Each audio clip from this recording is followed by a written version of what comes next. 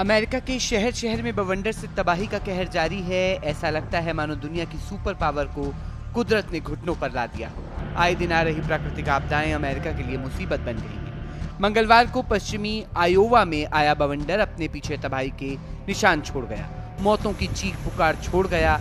Iowa की राजधानी डेस मोइनेस से लगभग 50 मील दूर छोटे से शहर ग्रीनफील्ड में ये बवंडर आया, जिसने काल का रूप ले लिया। कुछ ही घंटों में शहर का नक्शा ही बदल गया। पूरे शहर में मौत का मातम पसर गया।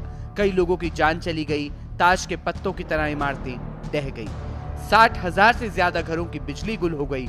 कई घर इमारत ढेर हो गए। पेड़ उखड़ गए। वाहनों के परखच्चे उड़ गए। हालात इतने बिगड़ गए कि आपातकाल घोषित करना पड़ा। शक्तिशाली बवंडर की ताकत का अंदाजा आप इस बात से लगा सकते हैं कि 250 फीट ऊंची पवन चक्कियां भी तबाह हो गईं। कुछ में आग लग गई तो कुछ में धुएं का गुब्बार उड़ता दिखाई दिया। वहीं ओमाहा, नेब्रास्का में रहने वाले लोग मूसलाधार बारिश, तेज हवाओं और भारी ओलावृष्टि के कारण मुसीबत में फंस गए। सड़कें नदियों में तब्दील हो गईं। कई गाड़ियां पानी में फंस गईं। हर जगह लोग जद्दोजहद करते दिखाई दिए। उधर कोलोराडो और पश्चिमी नेब्रास्का में रात भर बारिश के साथ बड़े बड़े ओले गिरे, जिसने वाहनों को भारी नुकसान पहुंचाया है। कुदरत के इस रौद्र रूप ने हर किसी को डरा दिया।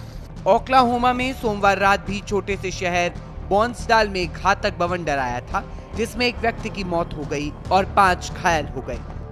इसके अलावा दर्जनों घर भी इस तूफान से क्षतिग्रस्त हुए।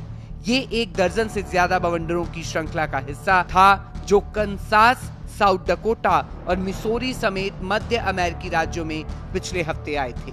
आपको बता दें कि पिछले हफ्ते ह्यूस्टन इलाके में खतरनाक तूफान आया, जिसमें कम से कम 7 लोगों की मौत हो गई।